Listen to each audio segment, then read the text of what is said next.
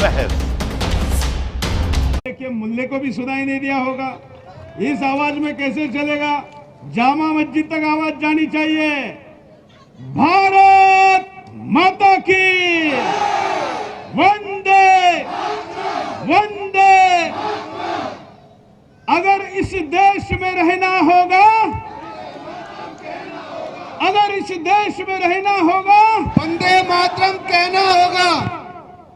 आदरणीय मंच, आज के इस कार्यक्रम के आयोजक सभी हिंदू संगठन, सामने उपस्थित बहनें, भाई, दादाजी, चाचा जी और हमारे छोटे मित्र, मैं आज इन्हीं से शुरू करूंगा क्योंकि मुझे बड़ी प्रसन्नता हुई कि हिंदुओं के किसी कार्यक्रम में आज 8, 10, 12 साल के बच्चे भी मंच के सामने बैठे हुए हैं। इसका मतलब आगे की पीढ़ी भी लड़ने के लिए तैयार है। और आज मैं जब ये सामने दिखे तो आज ही मैंने अपने चैनल पर इन्हीं के उम्र की एक वीरांगना की कहानी बताई थी। बहुत से लोग जानते तक नहीं होंगे, हिंदुस्तान के अंतिम पेशवा नाना जी की मुंह बोली बेटी थी मैना। ये मराठी नाम है, ये पंछी पर दिया गया है जिसको हम कोकिला कहते हैं। वो 13 वर्ष की मुंह बोली बेटी थी। बिठूर जो कि कानपुर के पास में है, वहां पर नाना जी का मराठों का अंतिम केंद्र था। जब अंग्रेज वहां पर हमला करने आएंगे 1857 के युद्ध के बाद, स्वतंत्रता समर के बाद, तो उन्होंने ठिकाना बदलना जरूरी था। तो फिर उन्होंने सोचा कि अब हम जाएंगे, कहां जाएंगे, छुपके से काम करना पड़ेगा। तो एक छोटी 13 साल की मैना को कहां लेकर जाऊंगा, वो दुविधा में थे। तो ऐसे ही उम्र की छोटी सी मैना ने भाप लिया। उन्होंने कहा कि पिताश्री, आप मेरी चिंता मत करिए, मैं भी हिंदुस्तान की वीरांगनाओं का खून मेरे शरीर में बहता है। मैं अंग्रेजों को मेरे शरीर को हाथ लगाने नहीं दूंगी, मर जाऊंगी लेकिन गुप्त बात नहीं बताऊंगी। उसने कहा कि आप कोई जिहादी नहीं आ पाएगा, आप चिंता मत करिए। और नाना जी ने भी अपनी 13 वर्ष की एकलौती मुंहबोली बेटी को उसी बिठूर के किले में छोड़कर चले गए। अंग्रेज वहां पर आए, तोपों से वहां पर बम्बार्डिंग होने लगी। अंदर छोटी सी मैना गेट पर आ गई क्योंकि उसने कहा कि ये इनके पास इतना संसाधन है कि ये तो इस किले को वैसे भी तोड़ देंगे, उससे अच्छा है कि शायद मेरी उम्र देखकर इनकी तोहफे रुक जाए। लेकिन रुकी नहीं, अंग्रेजों ने 13 वर्ष के बेटी को गिरफ्तार किया। कितना बल है अगर हम अपने बच्चों में संस्कार देते हैं। गिरफ्तार करके उससे उगलवाने का प्रयास किया कि नाना जी कहाँ गए, तात्या टोपे उनके साथ कहाँ गए, 1857 के स्वतंत्र समर के बाकी सेनापति कहाँ गए। लेकिन 13 साल की मैना सब कुछ जानते हुए भी बोली नहीं। बड़ी बड़ी मानवता की और ह्यूमन राइट की बात करने वाले अंग्रेजों ने 13 साल के बेटी को मृत्युदंड दिया। उसको एक पेड़ पर लटकाया गया और कल 3 तारीख को उसको, वो बलिदान दिवस है, पेड़ पर लटकाया, आग लगाई। जीवित मैना जलती रही लेकिन उसने इस राष्ट्र का गुपित सीक्रेट नहीं बताया, बलिदान दे दिया। तो हमारे देश में शिशिर कुमार इसी उम्र के थे। महाराष्ट्र के नंदुरबार में जब यह कहा गया कि हाथ में तिरंगा लेकर वंदे मातरम की प्रभात फेरी अंग्रेज नहीं करने देंगे, तो 9 साल के शिशिर कुमार ने हाथ में तिरंगा लिया, भगवा लिया और वंदे मातरम के नारे देकर निकला। ब्रिटिशों ने गोली चलाई और शहीद बलिदानी हो गया, लेकिन वंदे मातरम का नारा दिया। तो ये जो मेरे छोटे मित्र यहाँ पर बैठे हैं, जरा मैं स्वयं उनके लिए ताली बजाता हूँ कि जो धन्य हो माँ बाप भी जिन्होंने इनको यहाँ भेजा है। नहीं तो हिंदुओं की आजकल स्थिति क्या है, अगर यहाँ से ये हम बैठे, इतना बड़ा कार्यक्रम है, भगवा झंडा लगाएं, ये खिड़की से देखने वाला कोई बच्चा होगा ना, युवा भी होगा, तो माँ बाप बोलेंगे अरे उधर मत देखो, क्योंकि उनको पता है ये तो घर का खाके, घर की भाकर खाके दूसरों के लिए लड़ने वाले हैं। उन्होंने तो एक ही पैदा किया है, फिर उनके फ्लैट का क्या होगा, फिर उनके करियर का क्या होगा, वो जो स्वयं कर नहीं पाए वो अपने बच्चे में सपने देख रहे उनका क्या होगा, तो भेजेंगे नहीं। हिंदुओं की रैलियां निकलती हैं तो घर का बच्चा क्या रैली जा रही है ये माँ बाप को पूछता है, तो माँ बाप बताते हैं कि जा छोड़ दो, तुम अपने शिक्षा पे ध्यान दो। मैं कहता हूं कि ऐसे माँ बाप जो अपने बच्चों को कल के लड़ाई के लिए तैयार नहीं कर रहे हैं, वो जिहादियों के लिए इजी टारगेट बच्चे पैदा कर रहे हैं। जिहादी उनका आसानी से शिकार कर पाएंगे। अरे उससे अच्छा है कि इस उम्र में ये बच्चे यहां पर आए, बातें सुने और इनको पता चले आज इसमें 10 साल का बच्चा है, जब अगले 15 वर्ष के बाद ये होगा तो हिंदुस्तान की स्थिति क्या होगी। ये 25 वर्ष का होगा, 35 वर्ष का रहेगा, इसकी आयु जब रहेगी, स्वतंत्रता का हम तथाकथित 100वां वर्ष मना रहे होंगे। पीएफआई तो पहले ही प्लान जाहिर कर चुकी है, पब्लिश कर चुकी है कि 25 वर्ष बाद 2047 में हिंदुस्तान को पाकिस्तान बनाना है। प्लान है कौन से वर्ष में क्या करना है, कौन से दशक में क्या करना है, उस साल के कौन से क्वार्टर में क्या करना है। हिंदुस्तान के हम जिस मानचित्र को देखते हैं उसके कौन से हिस्से में क्या करना है। उनके पास प्लान है कि हम अभी 10 वर्षों बाद हिंदुस्तान, ये जो संसद बन रही है ना, नहीं, इसकी सीटों की संख्या बढ़ेगी तो भारत का परिसीमन होगा सीटों का।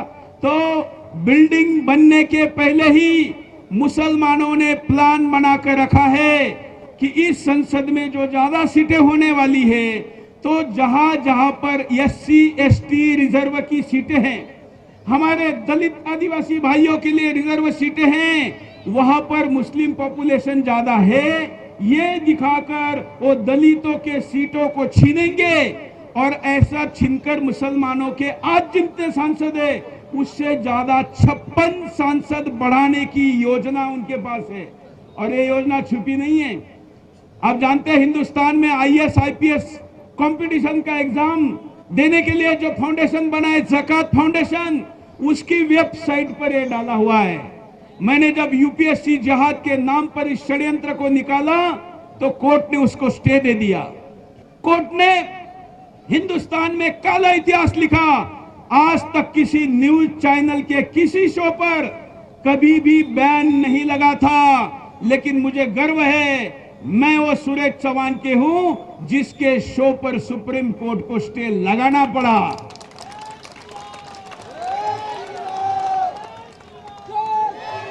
लेकिन जो सत्य होता है वो सत्ता के दबाने से या कोर्ट के दबाने से कभी दबता नहीं है। मैंने उसमें कहा था कि मेरे पास 100 से ज्यादा ऐसे जिहादी अधिकारियों की सूची है जो कि भारत सरकार से सैलरी लेते, आपके और मेरे टैक्स का पैसा लेते और काम करते हैं। नाम उनका कलेक्टर है, डीएम है, अधिकारी है, एसएसपी है, एसपी है, वो यूपीएससी से आईपीएस हो चुके हैं, आईएएस हो चुके हैं, लेकिन वो काम हिंदुस्तान के लिए नहीं करते, इस्लाम के लिए करते हैं। ये सूची मेरे पास है, कोष्ठी हाट कर दिखाए, मैं इस सूची को सार्वजनिक करूंगा। लेकिन ये सूची निकले उससे पहले ही आस्तीन के सांप बाहर आ रहे। अभी आपने झारखंड में देखा होगा, हमारे एक हिंदू बहन को जलाकर मार डाला तो उसका जांच अधिकारी जो था आईओ वो मुसलमान था, उसके ऊपर उसका डीएसपी मुसलमान था। ये दोनों एक दूसरे को बचा रहे थे। अरे ये तो एक केस तुम्हारे सामने आई है, ऐसी 100 से ज्यादा केसेस जिसमें कोई ना कोई इंक्वायरी बिठा चुके हैं या एफआईआर हुआ है, इसका सबूत मेरे पास है। मित्रों, कुल मिलाकर आने वाले दिन खतरनाक है। आज मुझे यह भी पता चला, यहां आने का मैंने निर्णय इसीलिए लिया कि इस क्षेत्र से जहां तक यह स्पीकर का आवाज जा रहा है, वो क्षेत्र में पिछले कुछ दिनों में 70 से ज्यादा बहनों का लव जिहाद हुआ है। पुलिस वाले इसमें सहयोग नहीं कर रहे हैं, मीडिया वाले इस सत्य को बता नहीं रहे हैं, परिवार वाले इसको बताने से डरते हैं कि मेरे बेटी के करियर का क्या होगा, उसके भविष्य का क्या होगा। मित्रों, 70 केसेस अगर 2-4 किलोमीटर के रेंज में होगी तो सोचिए सुरेश चौहान आगे बढ़ो, सुरेश चौहान आगे बढ़ो, सुरेश चौहान आगे बढ़ो। तो सोचिए कि अगर इस क्षेत्र का यह हाल है तो बंगाल में हालत और क्या होगी। सोचिए कि केरला में हालत और क्या होगी। सोचिए कि कश्मीर के हिंदू की हालत क्या होगी। और उससे भी ज्यादा सोचिए कि बांग्लादेश और पाकिस्तान के हिंदुओं की हालत क्या होगी। आज मैं जल्दी निकलने वाला था क्योंकि 6 बजे सुदर्शन में मुझे गणपति आरती करनी थी और मैंने पिछले 17 वर्षों में एक दिन भी उस गणपति की आरती को कभी टाला नहीं है। लेकिन आज आपको देखकर मैंने निर्णय किया कि गणपति की आरती अगले 100 साल तक अगर होने देनी है तो यहां ज्यादा समय देकर इनसे बोलना होगा, बात करनी होगी। सुरेश चौहान आगे बढ़ो, तुम्हारे साथ है, सुरेश चौहान आगे बढ़ो। आपके साथ है। और इसलिए कल भी मैं गणपति के उत्सव में गया था, वहां पर बहुत बड़ा पंडाल था, 1 करोड़ रुपए का खर्चा किया हुआ था। मैंने अपने भाषण के प्रारंभ में ही वहां कहा कि सामने बैठे गणपति के भक्तों, मैं तो आपको शुभकामना देना चाहता हूं कि 1000 वर्षों तक से भी ज्यादा आपका अगला गणेश उत्सव ऐसा ही मनाते रहे। लेकिन मैं ऐसा शुभकामना नहीं दे पा रहा हूं क्योंकि मुझे दिख रहा है कि 1000 साल 100 साल तो छोड़ो, 25 वर्ष बाद भी आप दिल्ली में गणेश उत्सव मना पाएंगे क्या। मैं आपको पूछता हूं, ये जो पाकिस्तान है ना और बांग्लादेश, ये हिंदुस्तान का सबसे संपन्न क्षेत्र था। जो कराची था वो सबसे आर्थिक दृष्टिकोण से मजबूत था। जो ढाका है बांग्लादेश का, वहां की मलमल जो होती है ये अंगूठी से साड़ी निकलती थी। एक माचिस की तिल्ली का जो बॉक्स है उसमें पूरी साड़ी जो महिला पहनती है वो उसमें डाल सकते थे, इतनी कलाकारी थी। लेकिन आज है क्या, क्योंकि हिंदू घटा बटा तो हिंदुस्तान कटा। क्या आप ऐसा होने देना चाहते हैं? क्या आप हिंदुस्तान बचाना चाहते हैं? हाँ, जरा कितने लोग इसके लिए लड़ने के लिए तैयार है? कैमरामैन जरा इसको गोल घुमाकर दिखाइए। ये बाकी हिंदू के लिए भी संदेश हो और जिहादियों के लिए भी संदेश हो। मेरे साथ मेरे पीछे बोलिए, हम सब एक है। अब मेरे पीछे दोहराइए, हम सब वचन देते हैं, हम सब वचन देते हैं, संकल्प लेते हैं, संकल्प लेते हैं कि किसी भी कीमत पर, किसी भी कीमत पर हिंदुस्तान को पाकिस्तान बनने नहीं देंगे, पाकिस्तान बनने नहीं देंगे, उसके लिए बलिदान देंगे, उसके लिए बलिदान देंगे, जरूरत पड़ी तो लेंगे, लेकिन हिंदुस्तान बनाए रखेंगे। ये जोश, ये चेतना, ये आपके अंदर जरूरी है। मित्रों, मैंने कहा कि पिछले कुछ दिनों में 70 महिला हमारी बहनें यहां से उठाई गई। हम उस हर परिवार के साथ हैं, लेकिन पिछले 2 वर्षों से लव जिहाद पीड़ित परिवार के बारे में मैंने अपने दृष्टिकोण को बदल दिया है, अप्रोच को बदल दिया है। अब अगर कोई सुदर्शन में फोन करता है, मैं आपको थोड़ा एवरेज बता देता हूं, सुदर्शन में प्रतिदिन एवरेज 3 वॉक इन, मतलब खुद चलकर आते हैं ऐसे लव जिहाद के केसेस लेकर पीड़ित आते हैं 3, फोन पर एवरेज 15, और देश भर में हमारे जो रिपोर्टर्स हैं उनके पास प्रतिदिन एवरेज 60 केसेस आते हैं। तो यह आंकड़ा 85 के आसपास जाता है। तो सोचिए, हम तक आने वाले केसेस से हमारा ज्यादा काम हिंदी बेल्ट में है, उधर क्या होता होगा। तो अगर ये स्थिति है तो स्थिति खतरनाक है कि नहीं, कुछ करना चाहिए कि नहीं। तो जब कोई परिवार मुझे फोन करता है कि मेरी बहन को लेके गए हैं, तो मैं कहता हूं, भाई राखी तुम्हारे बहन ने पहले किसको बांधी थी? तुमको बांधी थी। तुम्हारे बहन ने राखी तुमको बांधी, तुम उसके भाई हो, उसको बचाना पहला कर्तव्य तुम्हारा है। तुम लड़ो, तुम्हारे पीछे हम हैं। ऐसा नहीं कि हम नहीं लड़ना चाहते, लेकिन हम कोई हिंदू संगठन वो जो भी हो, ये वो लड़ता रहे और भाई घर के अंदर केवल रोता रहे, ऐसा भाई बहन का भाई कहलाने के लायक नहीं है। और इसलिए मैं कहता हूं कि अरे तुम्हारी बहन को उठा के लेके गए, भ्रमित करके लेके गए, दबाव से लेके गए, उसको ब्लैकमेल करके लेके गए, तुम्हारे बहन के तरफ उठने वाले हाथ को हवा में ही उठा देने का तुम्हारा कर्तव्य तुम पूरा करो। हम तुम्हारे साथ हैं। तुमको कानूनी तैयारी चाहिए, जो भी मदद चाहिए उसके लिए हम तैयार हैं, लेकिन बहन की रक्षा करने के लिए 100 नंबर या 112 नंबर डायल करने वाला बहन को बचा नहीं सकता। यहां पर कई बहनें हैं, आप भी चाहते हैं ना, आप ऐसा भाई तो नहीं चाहते कि आपको कोई जिहादी कुछ करे और वो 100 नंबर पे फोन करे। हर बहन भी ऐसा मर्द भाई चाहती है कि जब उसके ऊपर आ जाए तो उसका भाई सीना चौड़ा करके जिहादी के सामने खड़ा हो जाए। हमें यह करना होगा, पिता का कर्तव्य है, आद्य कर्तव्य है। केवल कन्यादान विवाह उसका कर्तव्य नहीं है, उसकी सुरक्षा भी उसका कर्तव्य है। और इसलिए परिवारों को मजबूत करना होगा। ये ठीक है कि हम उनके साथ रहेंगे, लेकिन पहला कदम जब परिवार डालना शुरू करेंगे, भाई डालना शुरू करेंगे, तो लव जिहादियों पर पहला चेक उसके घर से लगेगा, पहली रोक वहां से लगेगी। और इसलिए इस क्षेत्र में इस काम को करने की ज्यादा आवश्यकता है। मित्रों, लव जिहाद के केसेस में ज्यादातर परिवार आगे आते नहीं, बोलते नहीं, क्योंकि उनको लगता है कि पड़ोसी मजाक बनाएंगे, रिश्तेदार भाई बहन इसको हमारी समाज में बदनामी करेंगे। अरे भाई, आप जब कभी आप पर आपत्ति आ जाए तो मुंह छिपाने से कुछ होने वाला नहीं है। आपको पता है, शुतुरमुर्ग नाम का एक प्राणी होता है, देखा होगा किसी फिल्म में। वो जब रेगिस्तान में रहता है और जब रेगिस्तान के तूफान आ जाता है तो अपने आप को बचाने के लिए वो क्या करता है, अपने मुंडी को रेत के अंदर दबो देता है, आंखें बंद कर लेता है। तो उसको लगता है कि ये तूफान मेरा कुछ करने वाला नहीं है। लेकिन इस जिहाद के तूफान के आगे आपकी गर्दन को रेत के नीचे छुपाने से, बेड के नीचे छुपाने से, दरवाजे के नीचे बंद करने से कुछ होने वाला नहीं है। ये तूफान निकल जाएगा। इसका रोकने का एकमात्र तरीका है कि सीना चौड़ा करके इसके सामने खड़े हो जाओ और इसका विरोध करो।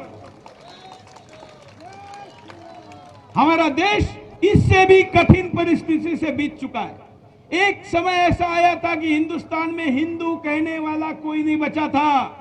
परसों मोदी जी जहां गए थे ना, वो शंकराचार्य जी निकले दक्षिण से, सारी भाषाएं भी नहीं आती थी, लेकिन निकले और पूरा हिंदू धर्म छोड़ चुके हिंदुस्तान को पुनः उन्होंने हिंदू बनाया।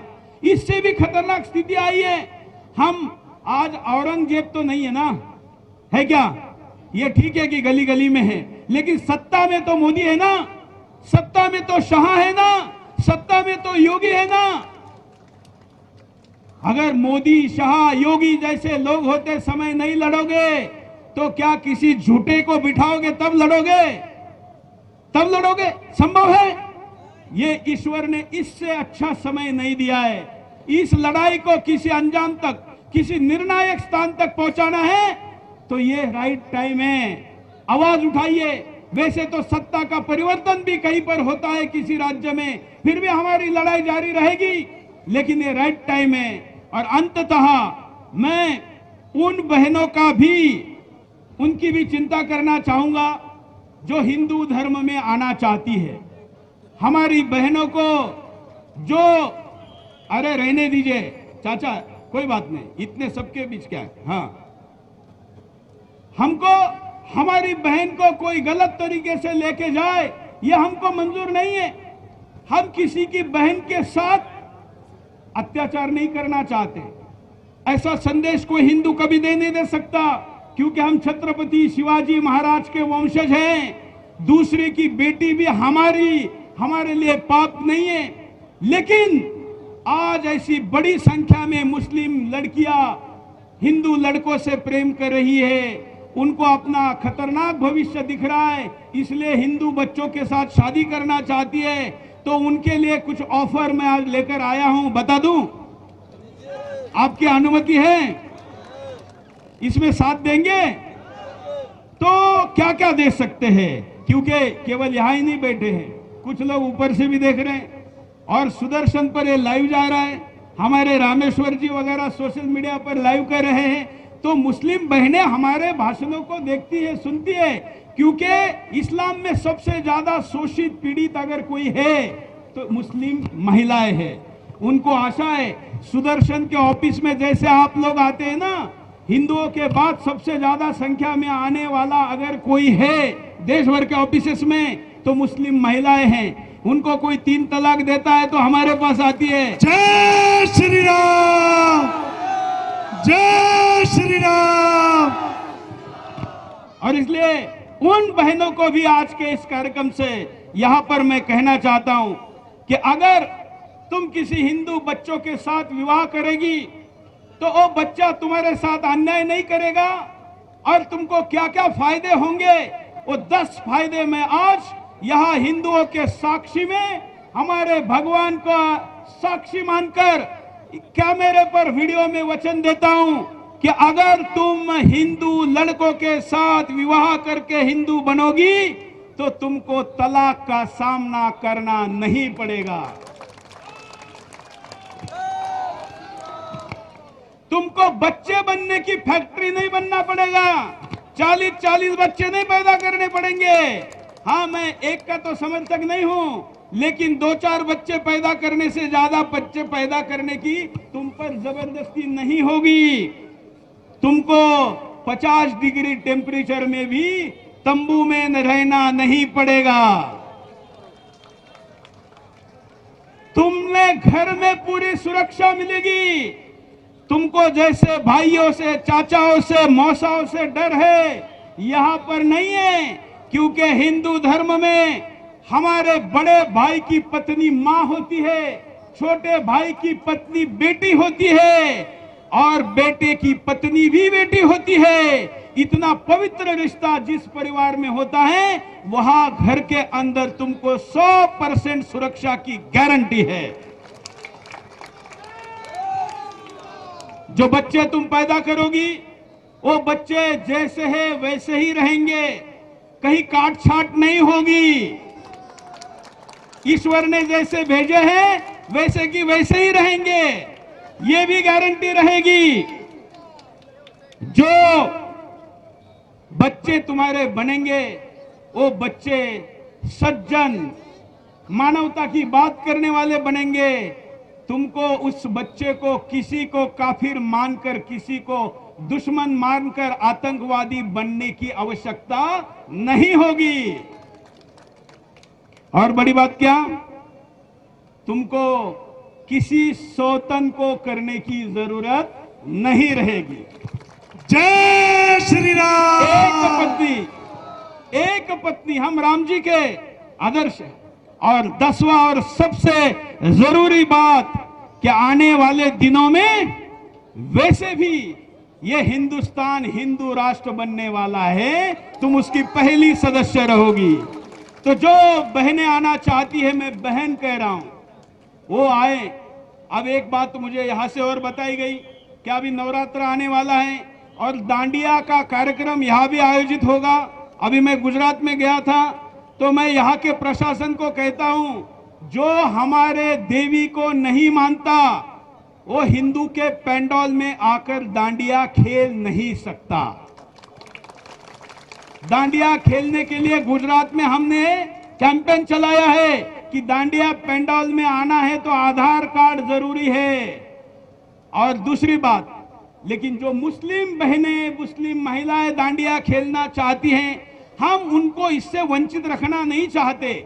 इसलिए आपके मुस्लिम मोहल्ले में दांडिया के कार्यक्रम आयोजित करो, मैं हिंदू बच्चे भेजने के लिए तैयार हूं। जय श्री आधार कार्ड राम। लेकर आएंगे, किसी पाप को नहीं करेंगे, क्योंकि नवरात्र में हमारे यहाँ पर कोई पाप नहीं होता। हम आएंगे, आनंद लीजिए और दांडिया खेलिए। उसके बाद की 10 के ऑफर पे सोचिए तो आपको निश्चित तौर पर फायदा मिलेगा।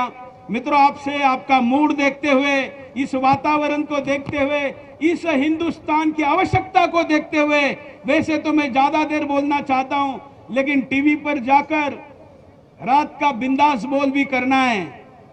बिंदास बोल देखते हैं ना, तो वैसे भी रोज 8 बजे मैं आपके पास आता ही हूं। आप भी सुदर्शन में आते जाइए इस कार्यक्रम के द्वारा, और आपको वचन देता हूं कि सुदर्शन केवल समस्या नहीं बताता, समाधान देता है। अगर आधी रात को भी कोई समस्या है तो सुदर्शन का नंबर डायल करो, हमारा कार्यकर्ता वहां पर मिलेगा। हमारा मतलब कोई अलग संगठन है का नहीं, हिंदू इकोसिस्टम वाला भी हमारा है, सनातन संस्था वाला भी हमारा है, बजरंग दल वाला भी हमारा है, धर्म जागरण वाला भी हमारा है। क्योंकि सारा हिंदू जब तक एक नहीं होगा, क्योंकि बटोगे तो कटोगे। तो अब बटना है क्या? बटना है क्या? एक रहना है, संगठित रहना है, एक साथ रहना है, एक साथ लड़ना है। लड़ने के नाम पर कम हाथ खड़े हो गए, एक साथ लड़ेंगे।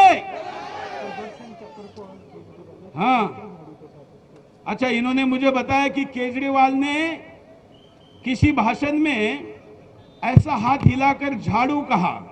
वो कह रहे थे यदा यदा ही धर्मस्य, आगे का उनको आया नहीं, यदा यदा ही धर्मस्य ग्लानिर्भवति भारत, आगे अभ्युत्थान।